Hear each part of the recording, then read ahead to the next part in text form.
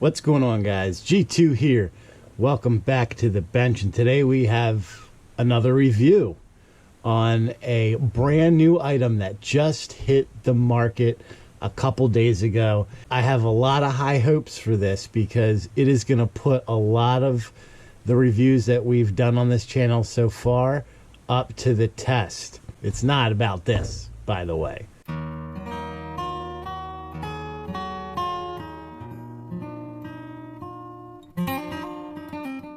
So the item I'm talking about is from a company called STNGR Industries out of Allen, Texas. But what they have been doing for the past year is sending out emails, doing research and development, doing polls on what we want in a budget red dot. So before I open this up and you're watching this video and you're not a subscriber, take a minute, hit that subscribe button and hit that notification bell and join our community. We do reviews, unboxing, all kinds of stuff. You're going to want to stick to this channel and check out some of the stuff we've got coming on. If you are already part of our community, welcome back. Let's get into another, hopefully, amazing review. All right, so this is the Axiom red dot sight from STNGR Industries. And I've got here an upper because we're obviously going to mount it and see what it looks like. And then, of course, you know we're going to go out and shoot it and see how it performs because it could look beautiful. If it doesn't do what it's supposed to do, it's a piece of crap. So far, let's check out the boxing here. This is, if you've watched my review on Osprey, these guys' warranty is basically the same. A lifetime warranty, no matter who owns it. If it has the STNGR name on it, it is covered for life. If we look at some of the specs before we get into this, 50,000 hour battery life at the 6th setting. It has 11 brightness settings, 9 daylight and 2 night vision. Parallax free, IPX7 waterproof and fog proof, 1x magnification, 2 MOA dot size. It is 6061 aircraft grade aluminum, nitrogen purged and sealed by 5 O-rings for waterproof and fog-proof protection, multi-coated anti-reflection and anti-scratch coatings. The weight of this is 4.6 ounces. And the adjustment value is 1 MOA per click. So let's open this up and see what it looks like. We have our extra torque screws. This looks like a T10 torque wrench. Our battery, which uses a CR2032. And then here we have another mount. So it comes with 2 mounts. We've got our mount, our stuff. Here we go. Let's open this up and see how it looks. So this has, it's not heavy. I mean, it has basically the same weight, I would say, as a Romeo 5. We have the dial on the side to adjust our brightness settings. We have a quick detach mount, and this is a high riser mount, which looks like, and then we have the option to do the low riser mount. Bikini strap on here. Battery goes right in here. Finish on this is really nice. The lens looks really nice. It's a nice coated lens here. You can see that red coating. The back lens here looks pretty clear. But right off the bat, if you can see, the emitter right here is pretty, I mean, you can see that sticking out. Not a fan of that, I will say. Nice positive clicks with the brightness. If you can hear that.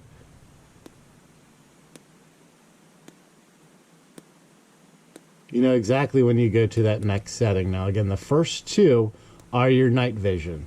1, 2 is your night vision. 3 through 11 are your brightness settings. Remember, night vision means you have to have a night vision capable device in order for you to see those brightness settings for 1 and 2. They won't show up to the naked eye. So night vision does not mean it's night vision. You have to have night vision to see it. You guys know, if you watch my reviews, I'm very particular on marking the adjustments on the turrets. First, we're going to check the cap, so there's nothing on the caps. On here, again, I don't see any markings on the turrets themselves. There's no hash marks or anything. They're just very plain, very bland. I like the fact that they have this integrated so we can adjust number 2 for me. I don't like that setting or that adjustment is not marked on our cap. If you guys watched my video, you know this is not the proper placement for a red dot on an AR upper. For this purpose, we're going to keep it in there nice and tight. Again, good positive click. I'm liking the fact that they're giving you that kind of feedback, so to speak, so you hear there's audio feedback and you can feel it click. It's like a double click, so a 1 and a 2 to let you know it's in there. Let's take a look at the reticle. I'm going to kill some of these lights so you guys can take a good look. Here's our lowest. That would be our 1. According to this, it's our 3. And then we'll continually go up. And brightness setting 4, 5, 6. So 6 is where you'd get 50,000 hours of life out of that. And this is, I mean, I can see this fine. 7, 8, 9, 10. Really bright now. 11. We're going to get that halo effect now. So you can see that going around. So not bad. In terms of performance, the Vortex was giving us that halo at the 6 setting, although it did not impact it when we went out to the range. We can see here, that's the brightness setting, the highest, and then we have here the one that is rated for 50,000 hours of battery life off of a CR2032. If we put that in comparison with like our Vortex Spark here, you can see the Vortex Spark much bigger and much heavier. If you wanted to compare it to the Romeo 5, here's a Romeo 5. You can see the profile of the Romeo 5 up here is a little bit smaller. The overall dimensions of the optic look pretty standard, look kind of the same. If you wanted to compare it to the Romeo MSR, although the Romeo MSR is a little bit longer in length, the overall profile is much slimmer than the Stinger. Stinger has the side turret to adjust the brightness. The MSR has it on the top. All in all, looks great, looks good. Not a fan of this right here, but other than that, everything looks like it's pretty good. So, you know, the next thing we're going to do, guys, let's take it out and shoot it. It's that simple. I'll meet you out there. We're going to get it sighted in first at 50 yards, and then we're going to see how it holds. Take it out to 100 as well, and of course we're going to do some stress testing on the way. One of the things originally that I really liked about this was those turrets have those adjustment keys already on there, so you don't have to worry about having a screwdriver handy. We're going to also shoot this suppressed because America.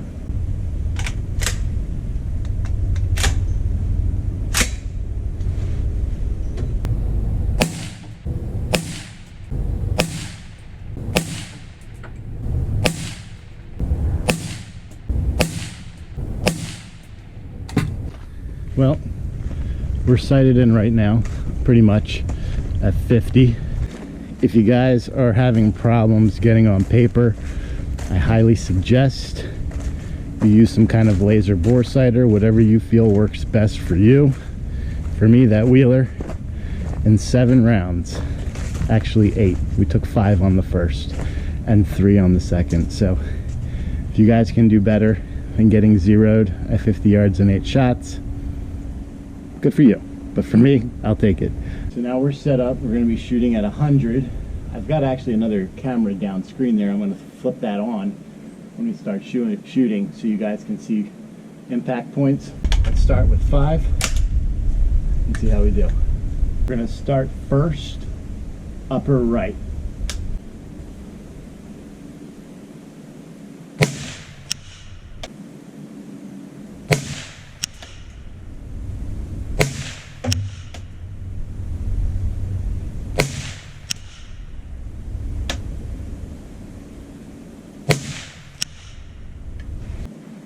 so we'll check on those in a second.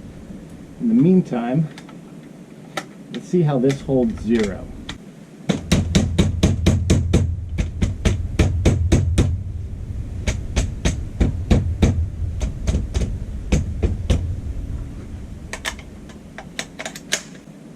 Bottom left.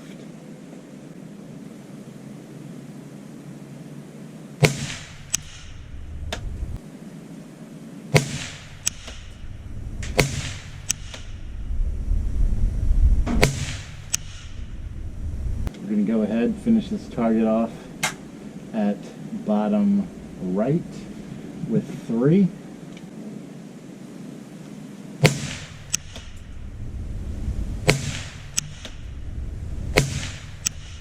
Okay, so we're set up at 200. I've got a target down there for you guys. It's going to be a little tough to see, but we're going to be able to make it work, I'm sure. So right now at 200, according to the ballistics calculator here, yeah, I'm going to have to put a hold of 1.34 MOA on this. So I'm going to do a full mag, well, a 20 round mag, not my full kind of mag, but 20 rounds, see how close we can get. Remember, this is at 200 yards with a red dot, so let's not have our expectations too high, but let's see how close we can get.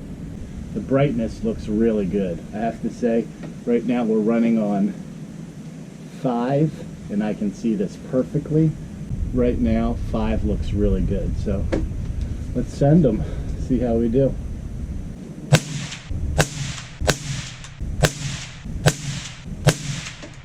That was pulled a little bit. A little high on that one.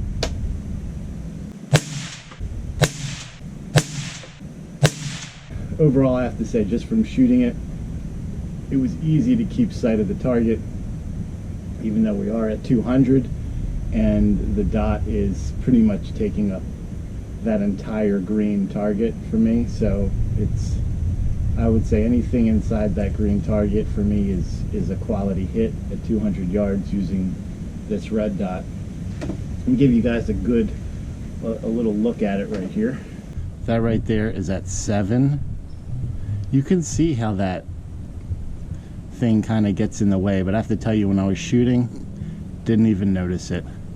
But we're pretty overcast today. It's been rainy, so you can see that dot really nicely on this.